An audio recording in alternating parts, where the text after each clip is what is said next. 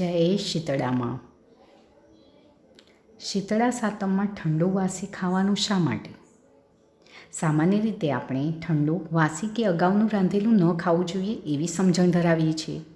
તો આપણા શાસ્ત્રોકારોએ શીતળા સાતમના દિવસે ઠંડુ ખાવાનું એવી પરંપરા શા માટે ઊભી કરી તેવો આધુનિક સમાજના સભ્ય લોકોને થવો સ્વાભાવિક છે. તો આપણે જાણીશું કે આ વૈજ્ઞાનિક દ્રષ્ટિએ કેટલું યોગ્ય છે. ભારતના મોટાભાગના પ્રાંતમાં શીતળા સાતમ મનાવવામાં આવે છે.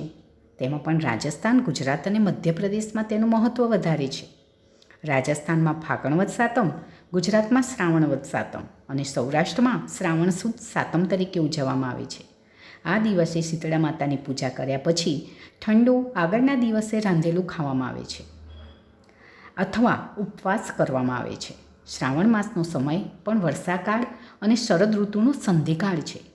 વર્ષા ઋતુમાં થયેલ વાયુના પ્રકોપ અને પિત્તના થયેલા સંચયથી એટલે કે સંગ્રહથી શરદકાળમાં પિત્તનો પ્રકોપ થાય છે અને તેને લગતા રોગો થવાની સંભાવના વધી જાય છે. આથી પિત્ત અને વાયુનું શમન કરે એવા મધુર, કડવા, તુરા રસવાળા, શીત, ગુરુ, સ્નિગ્ધ ગુણોવાળા ખીર, દૂધપાક, સુખડી, કુલેર જેવા પદાર્થોનો આહારમાં ઉપયોગ અથવા ઉપવાસ કરવામાં આવે છે, જે વાયુ અને પિત્તનું શમન કરે છે. લવણ રહિત ભોજન શીતળા દેવીને ધરાવવામાં આવે છે. શીતળા દેવીને બાળકોની મુખ્ય દેવી માનવામાં આવે છે. શીતળા દેવીની મૂર્તિમાં પણ સાવરણી, સૂપડું, કળશ વગેરે દર્શાવેલ છે.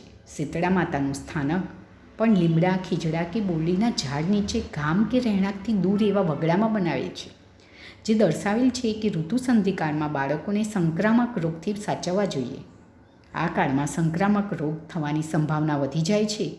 તેથી બાળકોને લીમડા, ખીજડાના પાનના ઉકાળાથી સ્નાન કરાવવું, સ્વચ્છ વસ્ત્રો પહેરાવવા, ઘરની આસપાસની જગ્યાને સ્વચ્છ રાખવી, દરરોજ લીમડા, રાઈ, ગુગળનો ધૂપ કરવો. તેનાથી સંક્રામક વાયરસનો નાશ કરે છે. શીતળાના રોગવાળા દર્દીને જનસમુદાયથી દૂર રાખવા શીતળા દેવીને રૂનો હાર પહેરાવવામાં આવે છે, જે દર્શાવે છે કે શીતળાના રોગમાં જે ફોલ્લા, પરુ વગેરે થાય તેને સતત રૂથી સાફ કરતા રહેવું જોઈએ. શીતળા માતાની વ્રતની કથામાં પાણી ભરેલી તલાવડી અને ઘંટીના પડ બાંધેલા હોય છે, જે દર્શાવે છે કે શીતળાના દર્દીને વરસાદના ખુલ્લા ગંદા તળાવના પાણીનો ત્યાગ કરવો, ઘંટીના લોટથી બનેલા મિષ્ટાનનો ત્યાગ કરવો અને પરોપકાર વૃત્તિવાળું થવું. શીતળા દેવીને બાળક માટે તેમજ બાળકને થતા રોગથી બચાવવા માટે પૂજવામાં આવે છે. પહેલાંના સમયમાં જ્યારે શીતળા, ઓરી, અછબડા વગેરેની રસી શોધાયેલી નહોતી, ત્યારે આવા વાયરલ રોગથી અનેક નાના બાળકો બીમાર થતા અને મૃત્યુને ભેટતા. આ રોગમાં શરીરમાં ખૂબ જ દાહ થાય છે અને બાળક ઠંડક માટે વલખા મારતો હોય છે. આ દાહનું શમન થાય તે માટે અને આવા રોગથી જનસમુદાયને બચાવવા માટે અને આવા જ અન્ય સંક્રામક રોગથી લોકોને બચાવવા તેમજ સ્વચ્છતા રહે તે માટે આયુર્વેદ શાસ્ત્રકારોએ તેમને લોકજીવનમાં વણી લઈ લોક તહેવારની ઉજવણી શરૂ કરાવી. ઋતુ સંધિકાળમાં આહાર વિહારના પરિવર્તનનો દિશા નિર્દેશ કરી તહેવારની ઉજવણી મારફત આરોગ્યની ચાવી શાસ્ત્રોકારોએ આપણા હાથમાં મૂકી, જેને લોકોએ જડ માન્યતા બનાવી દઈ શીતળા એટલે ઠંડુ વાસી ખાવાનું એમ કહી તીખા ચવાણા, પાત્રા, ફરસાણ, પૂરી, ભેળ વગેરે ખાવાનું શરૂ કરી દીધેલ, જે ખરેખર યોગ્ય નથી.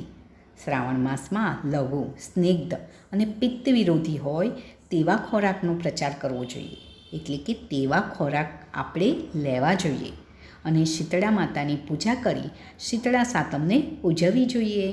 તો હવે આપણે જાણ્યું ને કે શીતળા સાતમમાં કેમ આપણે ઠંડુ ખાવાનું હોય છે, કે જે આપણા સ્વાસ્થ્ય માટે યોગ્ય છે. જય શીતળામાં.